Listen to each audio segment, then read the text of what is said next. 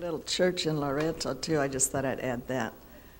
But, it's really great to be here because I just want to say welcome. But we have the vision team with us. We've told you about them for several years now. You've never met them, so they're going to have a chance today after I get through talking, which we'll hope won't be too long. And thank you, Rick. They're going to tell us some stories about how God works through them. We've been so excited to have them as part of our team. It's been great. And just before church, I met 3 former members of our team who have joined us on previous trips. One of those is here today, all the way from Australia. And that's Ruth. This is part of Florence's family, and we just want to welcome you. Rudy's here from Los Angeles, and Sharon's here from Canada, and they have all participated in some of our trips, and they were just great. So welcome. We're glad you're here. We're glad you folks are here. And Helmut, we need you to come up because we're going to try to have you buckle your seatbelts. We're going to try to do a quick trip, but our trip was just last month and started in January. And actually, it started the year before when the pastor from Loreto invited us to go. And then we thought, well, how are we going to go? It takes money to go. But you people helped us, and you supported us with our concert that we had. You supported us with the dinner. You supported us in so many other ways. And so you're going to see what your funds did. But some of us, 8 of us, who some of you and some of my family at least thought that we weren't the brightest people on the face of the earth. And this is the title, by the way. Let's stop here. Big Problems and Big Miracles, and God Works. And this is my new thing. I borrowed this from someone else. But if there's a big problem, where's the pastor? We can have a big miracle. If it's only a small problem, you don't need a big miracle. You just have a small one. And if there's no problem at all, you don't even need a miracle. So problems or challenges are great. So some of us, anyways, were not the brightest people, some of you thought, and we got in 2 pickups, and we drove all the way down. And Helmut, you were one of the drivers. Come on up here, Helmut. How did you feel when you saw that sign 6 days later? Just tell me. I was happy to be there. We had good driving down. It was just nice. My mind was on getting down there, or being down there and starting to work. So it was a real relief, though, wasn't it, to drive in and see this sign. So, Helmut had rested up before this trip. He looks really good there. We won't show a picture of him after he worked so hard. And we unloaded. The pickups were jammed full. And then tell us what you see here. We came here and that's what we started with. There really wasn't anything other than the footings. And want to talk about Lazaro, the fellow on the left. He's the foreman or the superintendent. He's a very Christian man, and my life kind of revolved around him and my wife and Sandy. It's kind of a miracle. I didn't know any Spanish, really. I don't. It's poquito. It's even worse than that. But somehow we communicated with Lazaro, and with just about no Spanish, and I think that was a miracle. And he was very patient, very Christian man, and we all learned that thing. You'll probably see I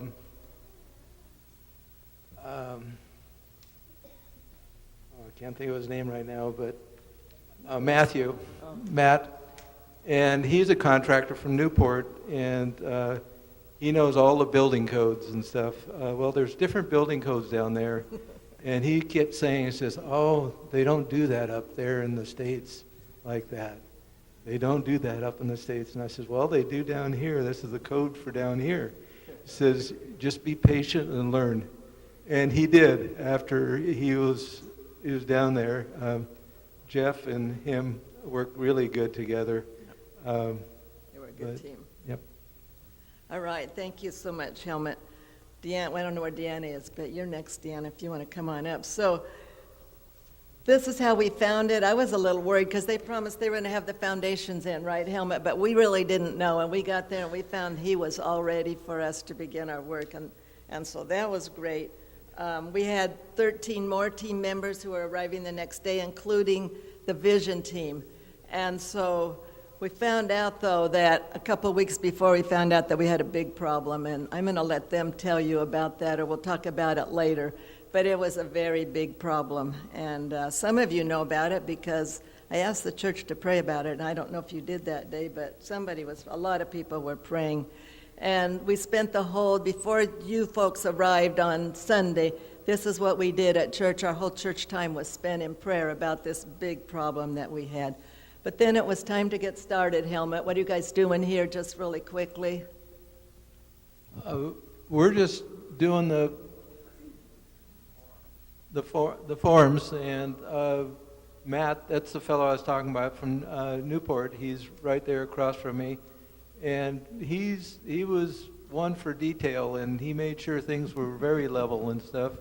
And then we just started mixing cement in Away we went. in wheelbarrows. So, which is a different way we did it before. I've mixed it on the ground, and I've mixed it in cement mixers, but wheelbarrows was a different experience. But it worked.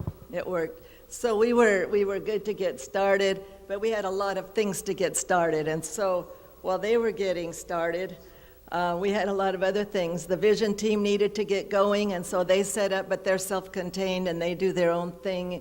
I mean, they don't need much help from me or from anybody, but they needed to get started that same morning. We needed more construction stuff. This is the He-Man, but don't feel too bad for him. That's PVC. I shouldn't have told you that, but I did. Don't want you to think. And then we had crafts to set up for the kids. We had evangelistic meetings to go that very night had to start, and so there was a lot to do. But Deanna, I have to make a comment about that pipe on my shoulder. The pastor said, no problem. He could carry anything he needed from the hardware store in his car. little car. His little car.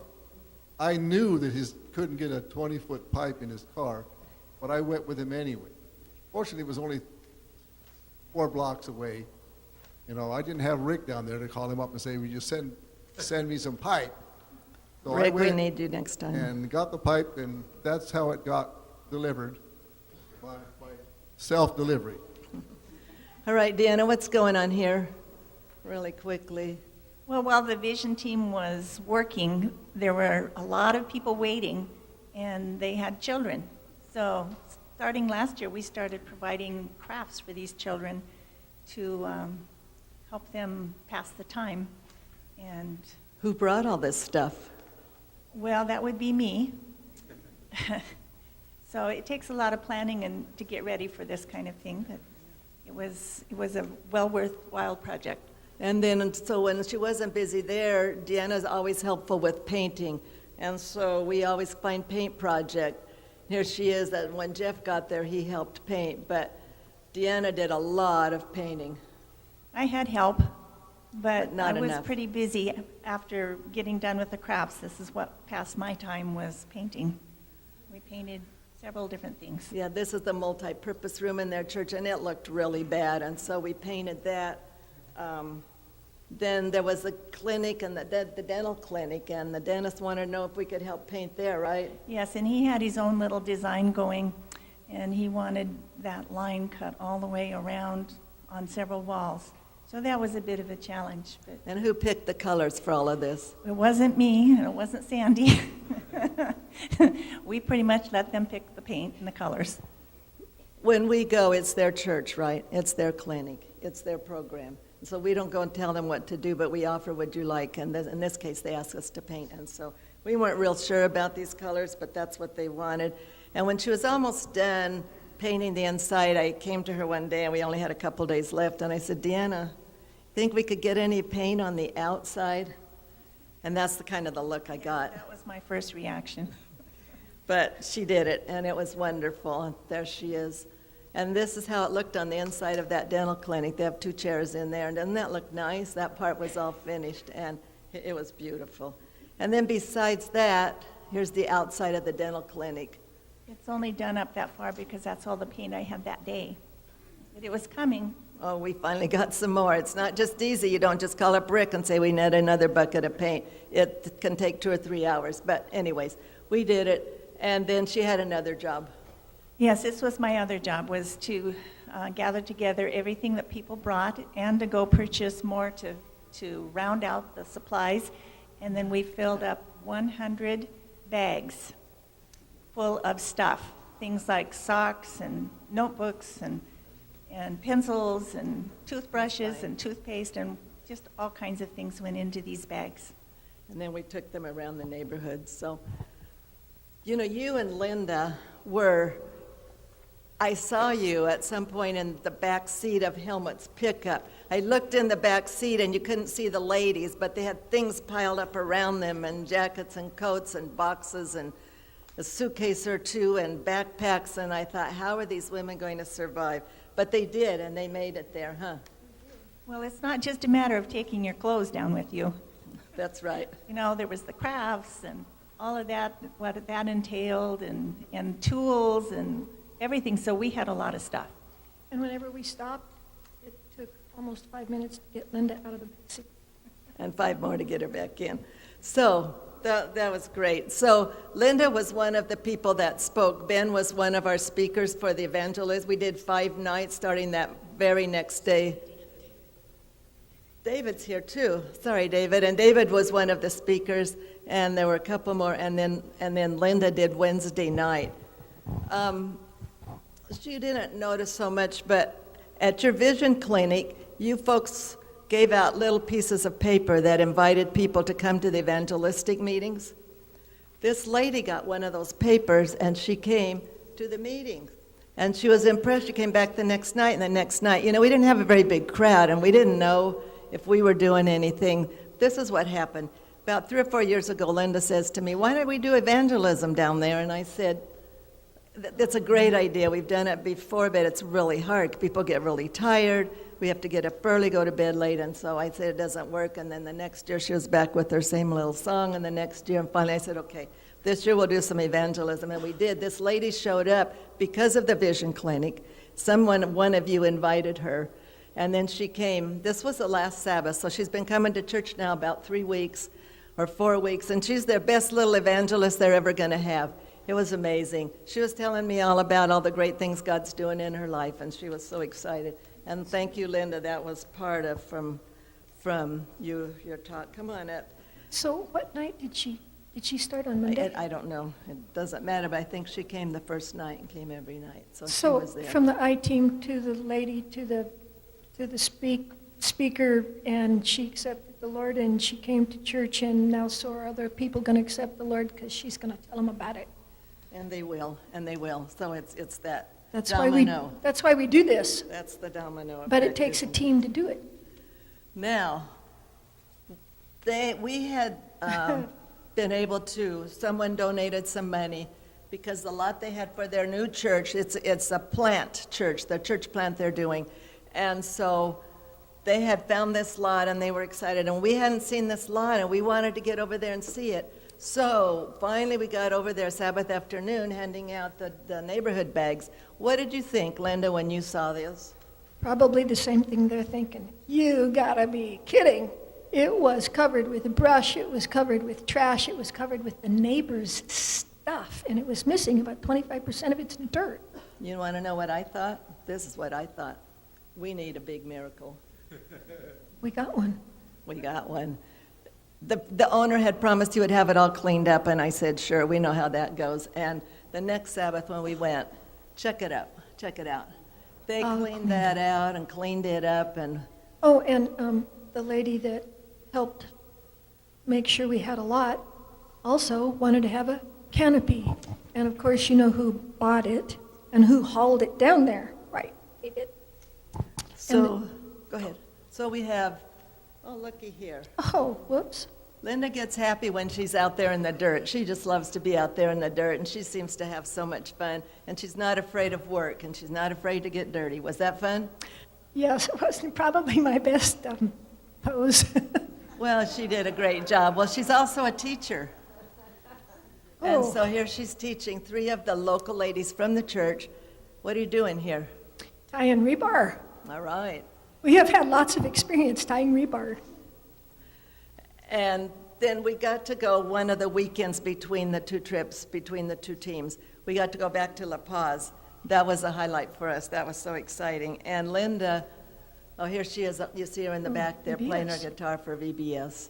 But here we got to go back to La Paz, and so they did some special music there. This is inside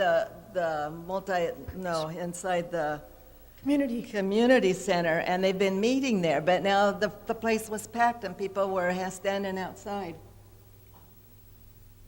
No, I'm not ready for noise, but I am almost ready. And so they did the special music. We'll see if it's going to come up. It's supposed to work. Hear the kids first, but...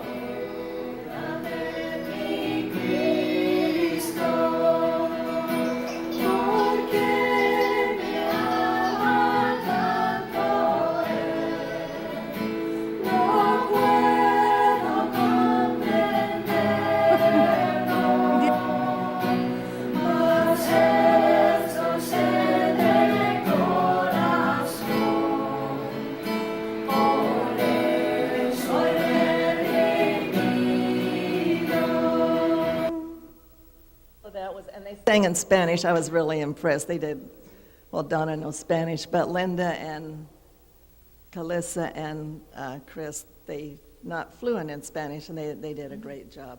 So thank you, Linda, for doing that. Did you have one more thing you wanted to say? I know she did. Where's Asia? Asia's not here, so we're going to... There she is. She's Oh, right there. she is. All right. You know, Asia takes on these challenges. She's a blessing. And this is the big kitchen she had to work in. She's got a lot of counter space. You can see it right there on her left, and the sink is right here. And but you went down there, and there was a big problem. Look at that big problem you were facing. And I hope you didn't think about that before you went, because there's no way you would have gone with us. But we came home, I said to Daryl, like, how many meals do you think Asia did anyways? And he came up with about 1,000, and it might have been more. But Asia had a big problem, but, you know, God blessed. And she's just, this is the place where we were staying. And so the little kitchen is inside of there. There's our team that's mostly here today.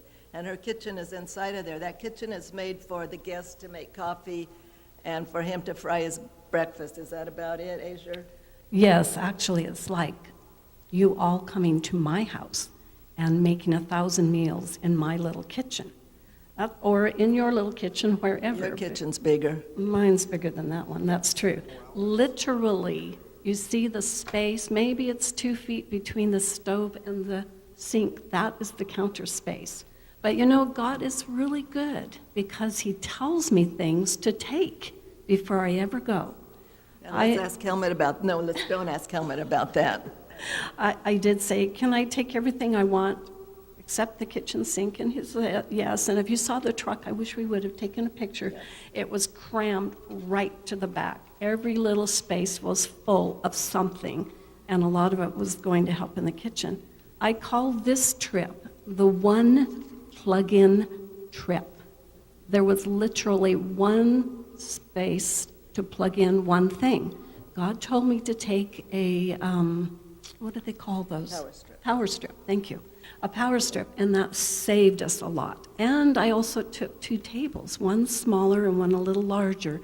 And so behind me, we had a table, and I used my one plug-in to put the multi in there, and so then Abel's coffee maker could be plugged into it, and the blender and the toaster. And of course, one day we plugged in too much and it blew the fuse for the whole place. So we learned we had to be careful with what we turned on at the same time. Now, who's Abel? Tell us quickly who Abel is. Abel is the owner, the manager of this little hostel. I would call it more of a motel because each room is individual, has its own bathroom, and then there's quite a large, long courtyard, whatever, in the middle. Abel is not a Christian. He's not a Catholic. He says he's not a Catholic either. But you know, through the time we were there, we became very good friends, and we hugged as I left. And he actually was threatening to hide me and keep me there. He didn't want me to go. And that was because he said he's never seen a woman work as hard as I did. Well, I just did the job that I usually do. And we became good friends. And, he listened when we had worship there, and as we sang, and as some people witnessed quite strongly to him, and as we had opportunity to talk with him. And I trust that we will see Abel again. His name is Abel, so of course every time we were going to sing He's Able, we would mention that to him. Here's your song. And I just wanted to mention that the neighborhood project bags really impressed him. He said several things. Yeah, Yeah. he was very impressed. Okay, thank you, Asia. That was great. Now, we still had some more challenges. We never know what we're going to do when we go down there, and you've seen this picture probably, but Chris is on the wrong side of the sink, or something happened here, and I don't know if the new dentist came to Chris first, or if he came to me, but we found out there's no water. Heck, can you imagine a dental clinic? Can you imagine a dental clinic with no water? No water. And I said, so why is there no water? Well, he didn't know. This new dentist had just arrived, and so then I talked to the other dentist. I said, why is there no water? And, well, he didn't know either. He said they just never were able to figure out how to hook it up, and they couldn't find the pipes. And so we found Chris, and, that's what Mom does. He goes, finds her son, and said, Chris, do you think you can help him out with some water? Can you imagine? So this is what they did. They'd see their patients. They'd have their instruments. They'd walk out through the waiting room, then into the entryway, and then from there, Rhonda, you know about this, they'd go into the public bathroom and rinse off their instruments before they'd take them back and put them in. And so I thought this was pretty urgent. Huh, Chris? What did you think? Thought it was nap time. Good place to curl up and forget about everything. You made a mess. And just a little bit. So they had a sink, and we started getting it all set up, and I went and got all the parts for underneath the sink and realized pretty quickly that the drain pipe was higher than what we needed. So I said, well, now what? I got to figure out how to tear out this to get to the pipe and cut it down so that it will drain like it's supposed to. So then a few phone calls later, and I don't know if it was a day or that same day, went and did some other stuff, and before I knew it, we had a jackhammer and a chisel and some other, and fortunately I went to work and it actually broke out a little easier than I thought it was going to, and unfortunately it did open all the way through, but I think that was all right. And voila, if you can see the faucet there on the right-hand side, there is water running. And this is Jason. He's the new dentist, just arrived to try to turn things around at the dental clinic, and he is one happy man. Trust me, he's very happy. So thank you, Chris. And then Chris has started doing something else, and this year he came to me, he says, I want to take someone with me. And I said, yeah, who's that? Well, he was 15-year-old, and I said, is he going to be able to work? And who is this, and where's he from? This is my friend Evan from Kennewick. Lives in Iltopia. You know him from Pathfinders. Yeah. And he had a big event in his life recently. His dad had just died about maybe 4 months or something before this, and so it seemed like a good time to just get him out of, so he could. Okay, well, see, I'm staying your part. So, what did they do?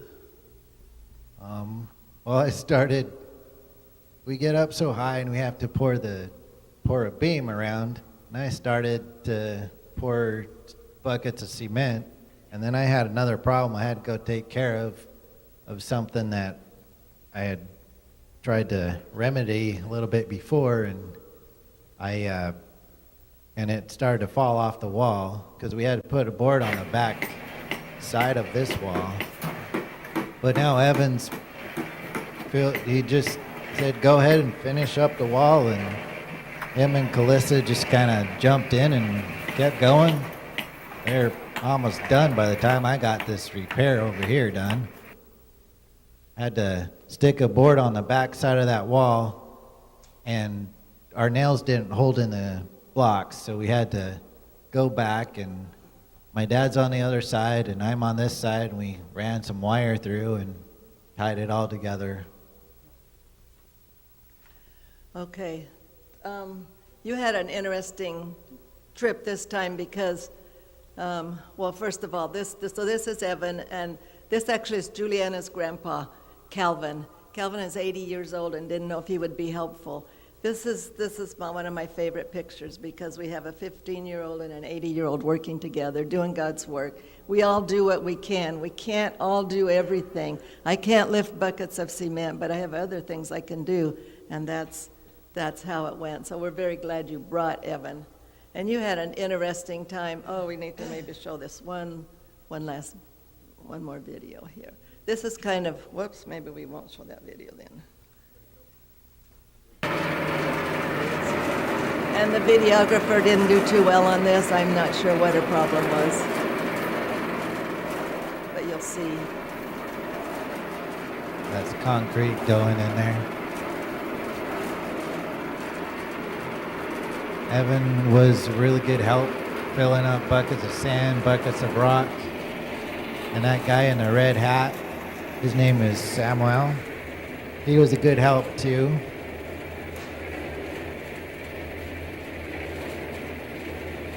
Yeah, it is hard to work at that angle, but they did it. You do anything on a mission trip. And Calissa was driving the boat, as they might say. We'd all get together, and it was hurry up and fill up buckets and put them in the mixer, and then it was wait a little bit, then it was hurry up and get the wheelbarrows and roll them where they need to go. So, no, I don't want that. Chris had an interesting time. He was surrounded Had a big by... problem. This was a big problem. I had yeah, to right. deal with my niece and my sister and my mother and my father. So thanks, Chris. No, actually, it's probably one of the... I really like going on these trips with my family, and I'm happy that they all could go, too. It was fun. All right, Jeff is our last person here, and then we're going to hear from the Vision team. Jeff showed up. He came on the second part of the trip. We were really happy to see you, Jeff, because we were all getting kind of tired, and he brought in new energy, and he arrived, and I said, Jeff, we need to go set up that tent for VBS, and the next morning, that's where we went, and he's helping to do that. But you mixed a lot of mud, Jeff. Fresh blood, fresh muscles to start stirring mud. He stirred a lot of mud, and when they were doing it for the blocks, you mixed it in the wheelbarrow, right? Yes. And then what are you doing here? What's going on here? Well, we had taken a nice long walk down for our Friday night Vespers. And so we had Vespers out here on the beach, and it's not a nice sandy beach, it's a different kind of beach, but this is where we did our Vespers. And now you can tell them what you were doing there with Matt. Standing around like I did most of the time, just watching other people work. Okay, Matt was my roommate and my working partner, and you can see the OSHA-approved scaffolding that he's working on. And I thought it was way too dangerous for him to get up and down off of that, so once he got up there, I wouldn't let him get down.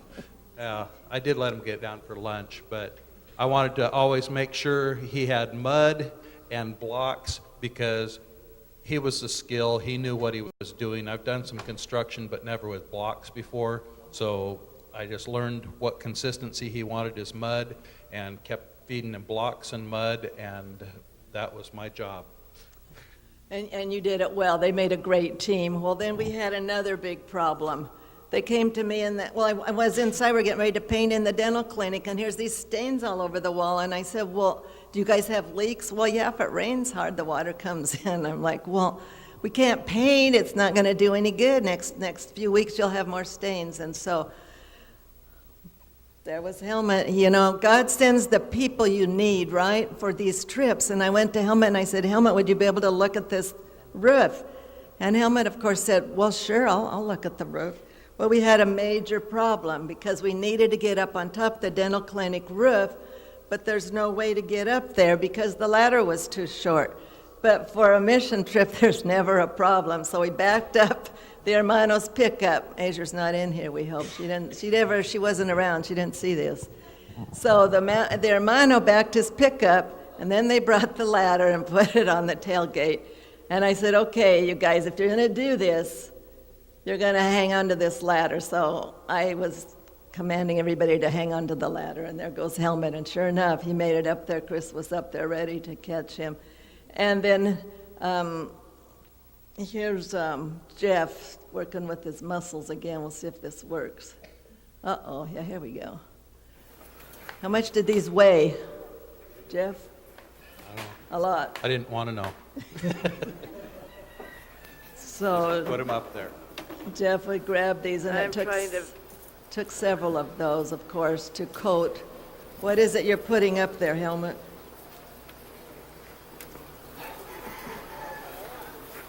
Okay, it's a coating that we had to put up there. Thank you, Jeff. You did great. Nobody else kind of wanted to hand those buckets up, and so we were sure glad you were there to do that for us. I had to hold the ladder. That's right, he did. Anything else you needed to add? Not on that, no. Okay, we appreciated your help. And there's Helmut up there again. He got up there more than once or twice, and they're putting the coating on top of this roof, and hopefully there will be no more leaks. So that was another unexpected job. You go to build something, and you end up doing all kinds of things. This is the first year that our team has ever been able to see a roof get poured. They do a cement roof here for various reasons, and before we left, we hired some, because they have a team that comes in. There's no way we could have done this. And there they are up there putting the roof, pouring the cement roof, and that was fun for us to watch. And Jeff, while that happened, I don't know where the picture went, but he was painting. That's right. I missed that picture. Jeff was painting. He did a lot of the painting too, and we appreciated that. Wanted to say one more thing. Sandy hasn't brought it up, but somebody down there needed some tools pretty bad, and they ended up finding some in a pickup that was parked outside of the motel or casa. And they took some of Helmut's and some of Daryl's tools, and the police found them. They seemed to know who had done it before they even went and talked to him. And finally, the last day, or Helmut finally got some of his tools back. And Daryl's tools apparently were real interesting and were able to be sold right away. And so Daryl lost some tools, and so I have a card here and an envelope. If anybody would like to donate some money to help Daryl replace his tools, please come see me afterwards. They didn't know about this, but you give me a microphone, that's the risk. Okay. so I know how I'd feel if I had lost tools. He lost a power drill and a grinder, and those are important tools, and we want Daryl to be able to continue to work. So if any of you feel like it, come see me. Thank you. We appreciate that, Jeff, very much.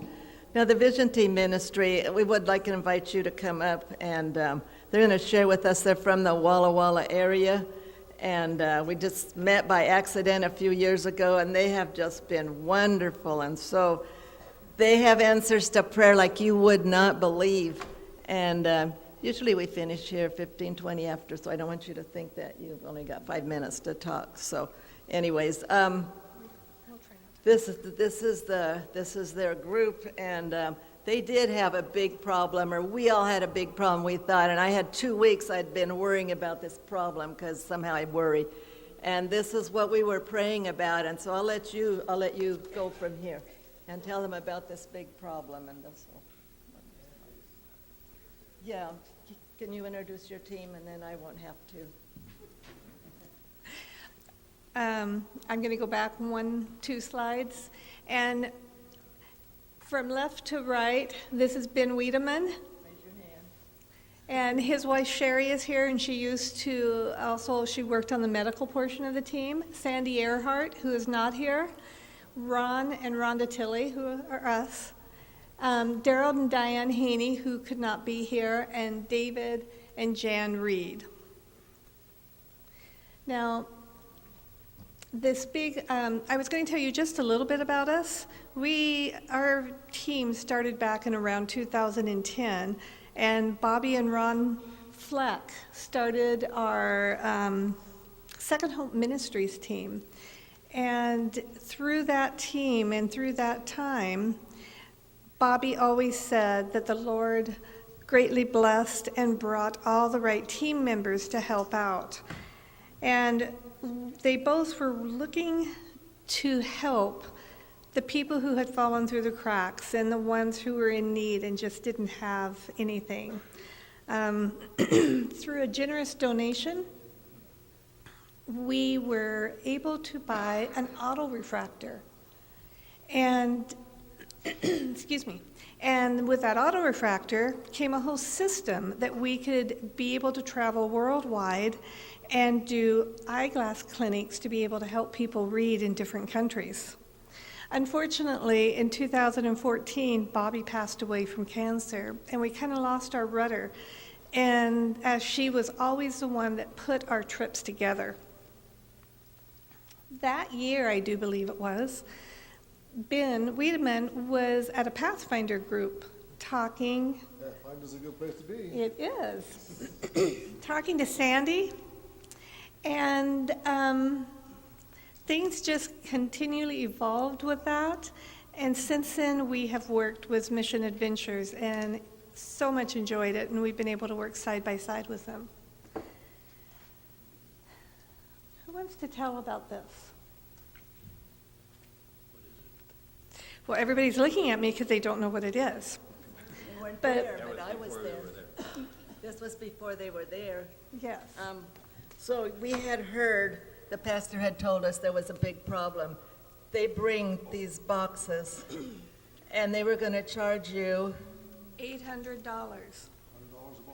$100 for each box. Well, our team didn't have $800.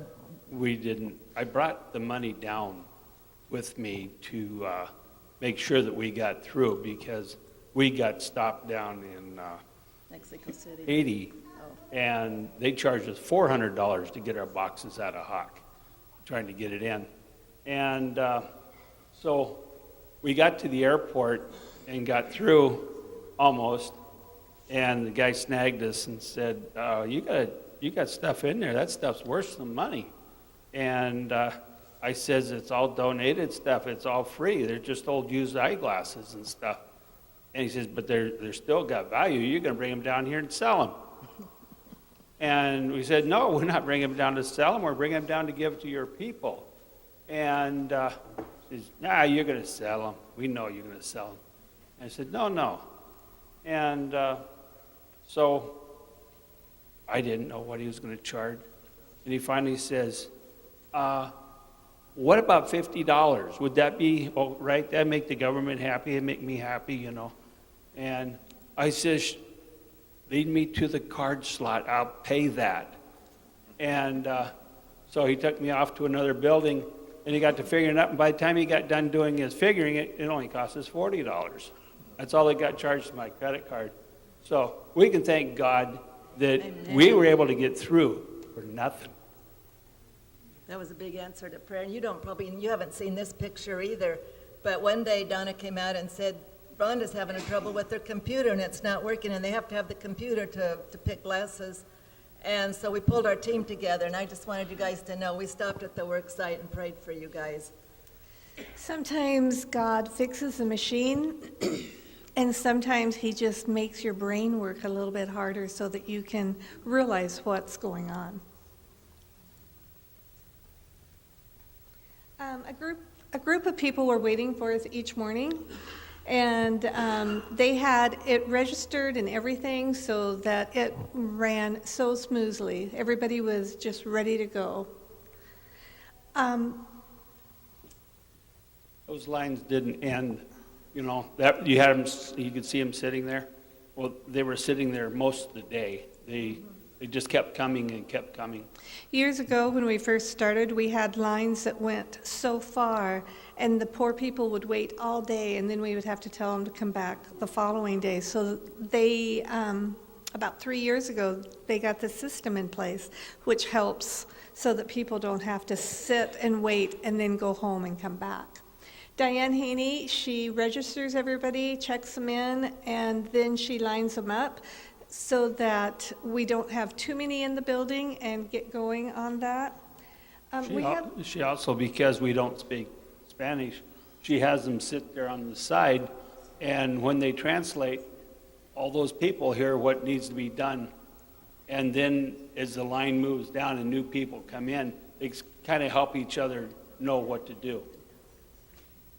And this year, well, as every year, we wonder who our translators are going to be.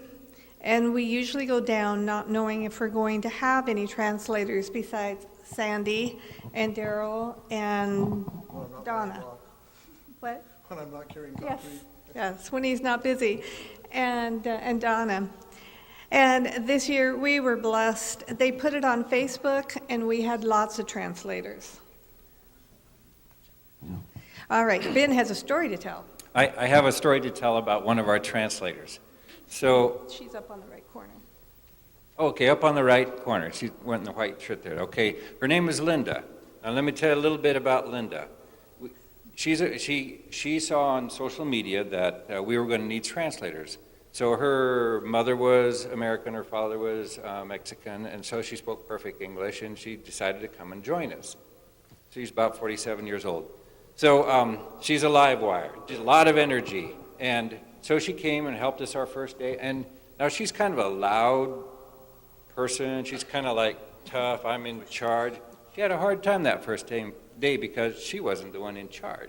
In fact, I kind of wondered if she was going to come back the second day. Well, she did. And we saw change happen that second day. So this tough gal was listening and watching and helping us. And every time that we would put a pair of glasses on somebody, we would at the end we would say, ask if we could have prayer for that person. So one day there was an older gentleman that I put some glasses on, and at the end I said, "Puedo orar contigo?" And he says, "Oh," in Spanish he says, "Oh no, let me pray for you." And so she interpreted this for me. And so he started praying this prayer in Spanish, a heartfelt prayer. And it was a prayer of thanks and gratitude for, not just for the glasses, because now he could see so well, and it had been so long since he could see like this, but thanks for this, all of us, for coming and helping his people. And when he was done, I was waiting for Linda to tell me what he said, and I looked at her, and she's just got tears running down her face. She was so touched.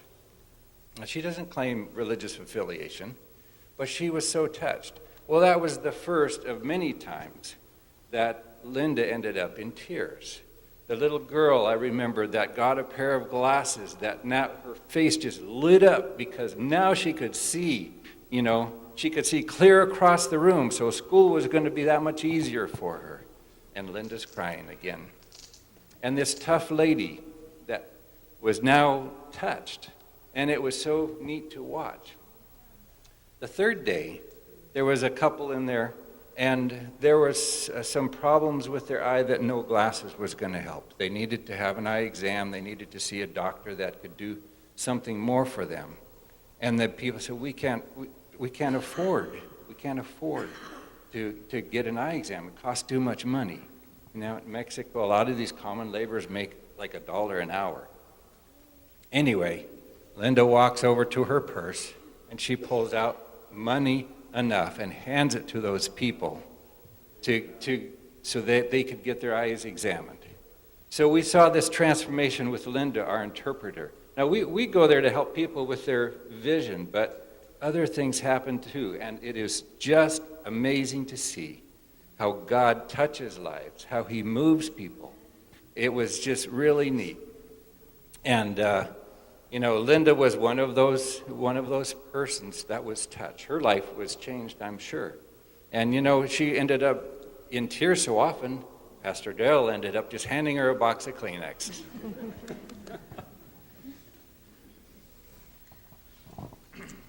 The slideshow kind of just goes through the process of how we do things, so we'll slip a few stories in between. But everybody, after they line up and go through Diane and the translators, then they come into this little dark room that the Mexican people down there have become so gracious, and they have learned that we need a dark room, so it's already built for us before we even go down there. And then Daryl is able to check the children or the adults' eyes. I'm the one that's working with a computer, and so on your right-hand side, you see the screen that I see. And in that particular screen, it looks as if there's only one pair of glasses. And we had that way too many times. But, yeah, right up there. But otherwise, I would print out a slip, and that slip is what the men use as they try to fit a pair of glasses. These are used glasses, and we have people donate glasses to us all the time from different areas. We even have people from Phoenix, Arizona donating glasses to us, and that's the only way that we're able to continue to do this is through the donations of used eyeglasses. And with that, we'll just put in a plug. Daryl and Sandy know how to get a hold of us. If you've got any used glasses, bring them to the church, make a box, and they can get them to us, because we go through hundreds of glasses. I think we went through 500 pair this year. And we take 2,500 pair. We take 2,500 pair with us. So we have we deplete our inventory. I've got more glasses at home that we need to clean and put in our boxes for our next trip. But if we don't keep replenishing our supply, we will run out. And Ben, maybe you can tell them. So these are the bags that we carry with us. There's 2 boxes in here with, how many glasses in each one of these? I forget. But anyway, we have 8 bags of these that we carry with us down there. And for those that are feeling a little weak, well, anyway, if you need a workout, this is the way to do it, is carry a bag like this. They're about 50 pounds of glasses when we go down there, but we have 8 of those. So fortunately for us, we didn't have to bring them all back. They fit in the back of somebody's pickup truck. That made it so much easier for us. And I would just mention, somebody already donated some glasses this morning. I have a small box over here. So that gives us some options. We have, since Daryl over here needs a pair of glasses, as we were talking about earlier, let's see which one you think he should have. That one? Or this one? All right. Take your pick. You could have either one. Along with the glasses, we also bring readers. One more thing, how do you get those down there? That costs a lot of money? Our team, we provide the funds for getting the glasses down there, and we pay our own way and everything. So this is a self-supporting ministry that we do. So this is your checked luggage. So we use these as our checked luggage, and then depending on, well, no, it doesn't really depend on anything. However long we are there, everything that we need goes in a carry-on. And we just found out this year that Alaska has changed their carry-on size, so we're going to have to even go down further on what we bring for a couple weeks. But buy a new suitcase, yes. And but we don't have enough. There's not. Well, this year there were 8 of us, and so we were able to get our bags free for the first. For your first paid luggage. But that doesn't always happen. The cost of sending those bags down is $50 each bag if we have to pay for it, and $50 back. So we do skimp on what we take for ourselves so that we can get these down there without having to pay for them. And sometimes we're able to slide a pair of work jeans or something in one of the bags if it doesn't weigh completely 50 pounds. But we also take readers, and I can't tell you exactly how many pair we took this year, but it was around It was about 500 pair. Yeah. And then that's what makes our bags bulge because they're in boxes on the side. And this is Calissa and Jan. They pulled our glasses for us, and oh, such a good work. It keeps them in so that they can continue working to fit glasses. Jan, do you have a story? I have different story.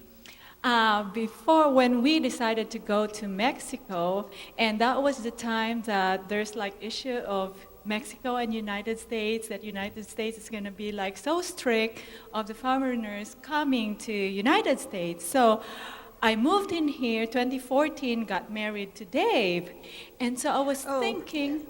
And we were in the Philippines in 2013, and that's how we were able to bring her back. And so, thank you.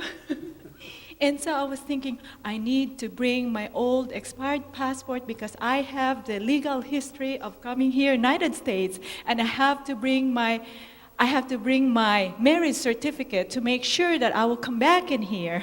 So that's a different story, funny story, right? A little bit. And I really enjoyed because it's my first time to go with these guys, and they are my parents here when I moved here, United States. And when we went to Mexico, I was so happy, I was so grateful. And before that, I was praying to the Lord, Lord, this is for you. This ministry is for you, is not for me, because the tendency is, it's my first time to go to other countries, aside from United States. It's going to be like a vacation. And I said to the Lord, Lord, this is for you. This is your ministry. Use me for your glory.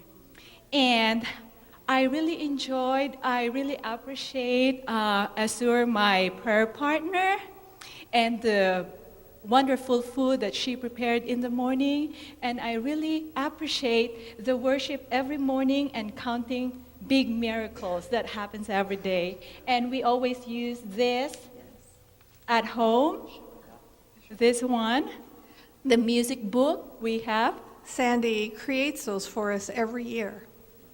And so if we forget the names of our group in Mexico, we just open this and remember the names, because everything, the members of the team is here. So this is it, and so we talk about it most of the time.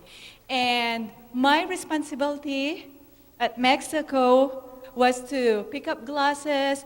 I work for them, these big guys. I work for them, and sometimes I played. And every time when I pick up glasses and I saw big lenses, and I prayed, Lord, please give these people like beautiful glasses for them that fit for them. And every time when I see the big smile, I would always thank the Lord, God's blessing. It's a big miracle, and I would say, Lord, this is for you. This is a big miracle. And it says on page 23 in here, the song, it says, I thank God for the big miracle, big blessing, God's blessing when I see their smile, and it's victory in Jesus. That's all I can. Can I just add a quick story? Okay, so one of the last kids that we helped, last day, young 8-year-old boy, all the glasses that came out of our inventory were big, older man style glasses, and he's like a 9-year-old boy. It's like, oh, that prayer, please help him to have glasses that look good on him, also that he can see well also. And every time I pulled out a pair, he'd shake his head, no. And thank you, God, that one was not going to look good on him, But we didn't have any left, so we prayed about it. And I talked to Rhonda on the computer, can you figure anything out? She said, give me just a minute, let me finish what I'm doing.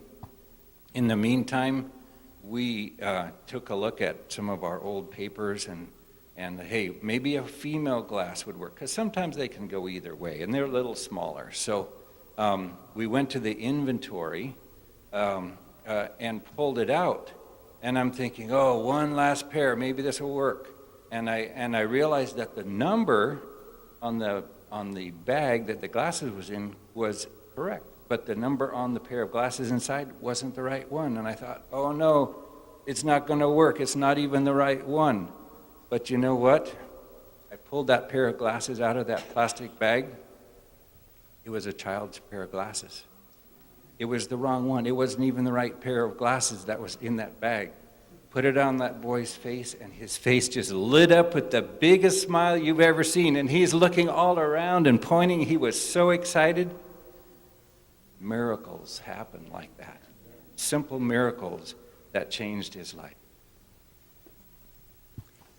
Dave is our optician, and oh my, there are times when we have no answers and not sure what to do. And this happened to be one of the different problems was the little boy here on not knowing if this was a vision problem or a medical problem, and I'll let him talk.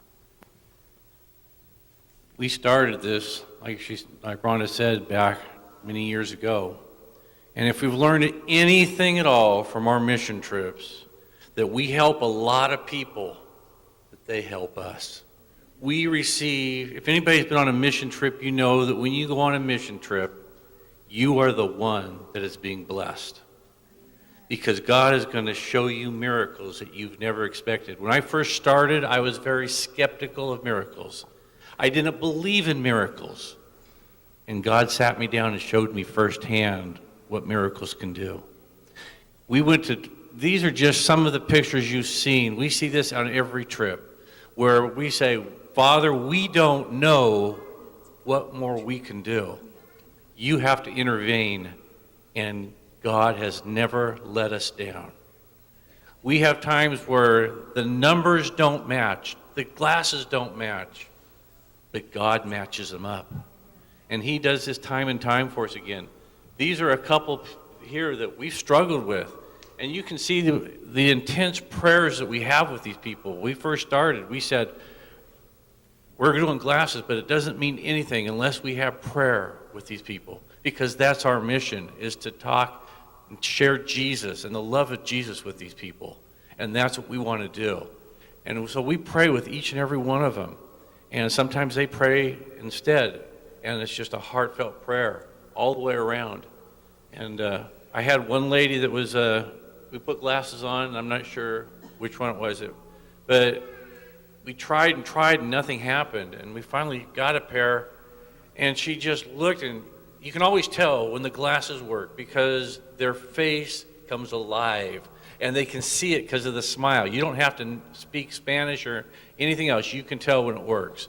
And I had one lady finally say, you can see it was smiling. Pretty soon the interpreter turned back and says, she sees really good, David, because she says she can finally look and see your big blue eyes. I didn't have the heart to tell her my eyes were green, but that's okay. She could see. She could make out details that she couldn't see before. But we do a lot. We've gone all over doing this, and it's not us doing it. We are simply the tools that God uses to do his service. And one of the things I've learned throughout all this is we have to just be willing to let God work through us.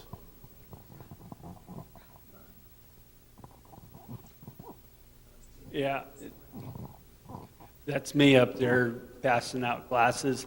I had one little boy that came in to me, and he couldn't hardly see. He had to sit in the front row so he could barely see the chalkboard.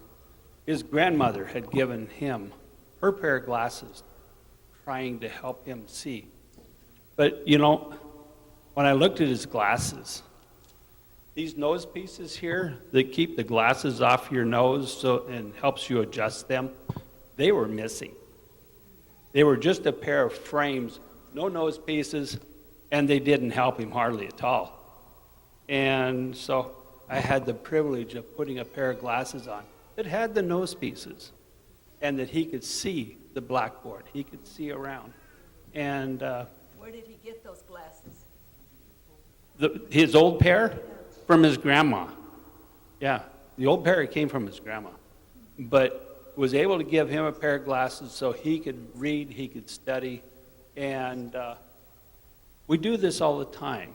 And Yeah, there are so many stories that we think about, but it's hard to remember them all because we go from one trip to the next, and we have new stories, and we have new stories. The slide up on the right, that one really touched my heart because that is a young mother who was able to see her baby after she had been fitted with glasses. She could not see her baby's face, hardly. We had 3 ladies here that received glasses, and my computer said that there was only 1 pair available for each one of them. And amazingly, each pair of the glasses, as the men put those glasses on, fit and worked. And every time I give them a slip that just has 1 pair on them, they have to do a lot of praying. You saw that one slip that we had up on the screen. Each time we're done with that slip, we put it in a little tray. And, after a day or 2, that it starts filling up. We call that God's box. Because if we can't find anything, if Rhonda can't find anything, we go into there, say a prayer, and start going through and trying to match her slip that she gave us for the particular person with something that was close in God's box. And I think there's only one time in all the trips I've been on that we haven't been able to find a match using God's box. This young woman, Ben, helped the young girl. Her vision was so bad. It was probably one of the worst ones that I had pulled up on the computer, and I couldn't come up with anything that was close to it.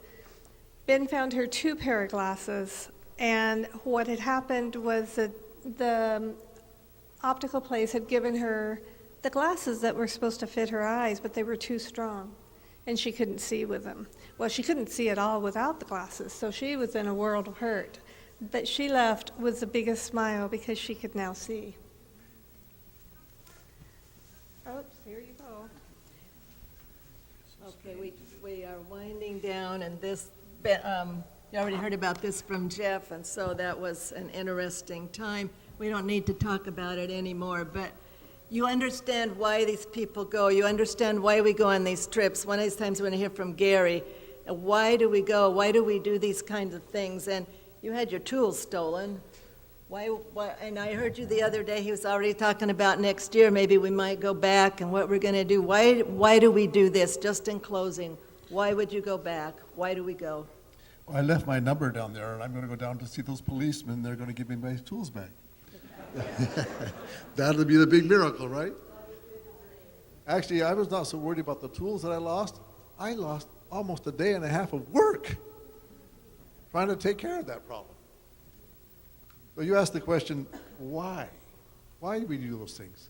Let's go back 2 years ago when we went to La Paz. This is how it was there when we looked at that place where we were going to help build something. Nothing there, right?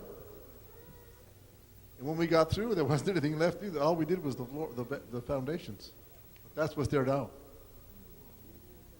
That's the physical thing. But here's the best part. That year, last year, this young lady was baptized. Right inside the building we built. It's not finished, but they used that place for the baptistry. And then in May, a candidate came to be baptized who had been to the Vision Clinic that year. That's her baptism. And this year we went to La Paz. We found out that they planned something very special for us that Sabbath morning. And when we got there, we discovered they had another baptism. Look at that one. They had to buy a bigger baptistry. How about that? They had 10 baptisms, yes. And the other thing that happened there was that this young gentleman on the end, he met one of our translators at the Vision Clinic, and they got to talk with each other an awful lot. And they kept seeing each other more and more, till finally he decided he wanted to be part of the church. Dr. Campo gave him Bible studies, and he wanted to be baptized, but he also did something else when he got up front, did his baptismal vows, he said, oh, by the way, let me tell you that Carolina and I are getting married. That's on the 17th of November. So come along, folks. We'll go down for that wedding. But right now we're going to all for that wedding over here. So why do we do this? We talk about big problems and big miracles. You know what? That's not the only place in the world where there are challenges. I like better that word than the word problems. There are problems. Do we have any challenges here in Moses Lake? Oh, we got one of them across the hallway. And it's on your prayer list. Please be praying for that. Can God solve our problems? Yes, he can. He has miracles that meet any size problem that shows up, any challenge that comes around. What can we do to experience God's miracles? And now when we get a challenge, most of us buck up and we say, I'm going to take care of this. I can handle it. Jesus says, no, don't try. I can take care of it. Let me do it. Surrender your challenges to Jesus. And then trust and pray. And follow the leading of the Holy Spirit that comes. Be ready to follow.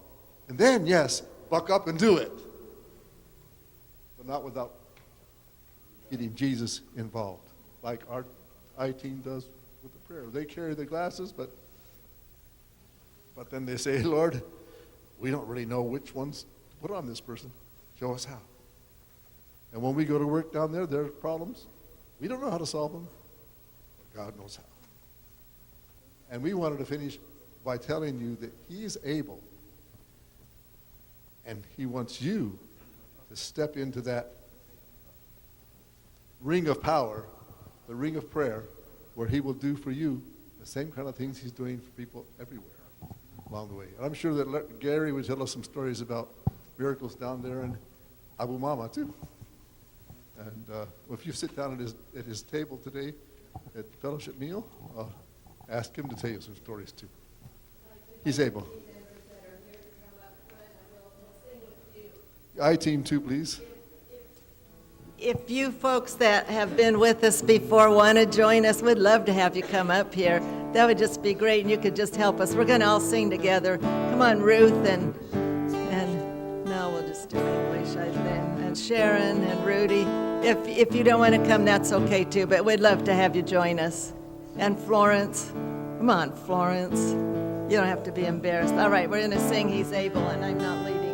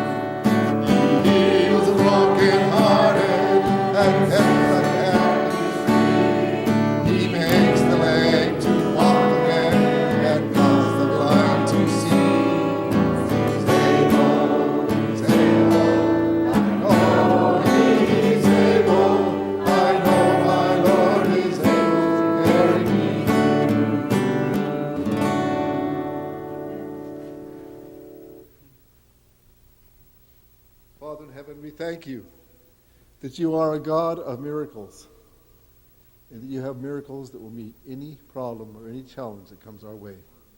We just have to come and ask and lean on you and trust you. We have problems right here in Moses Lake, and we'll be praying for them during the next 2 weeks. Father, we pray that you will guide us as we make some decisions about those problems, but above all, we ask that you will show us your mighty hand in doing your miracle for us. Thank you for the miracles we've heard about today, and we thank you for the miracles that we don't know anything about, but they're coming. In Jesus' name, amen.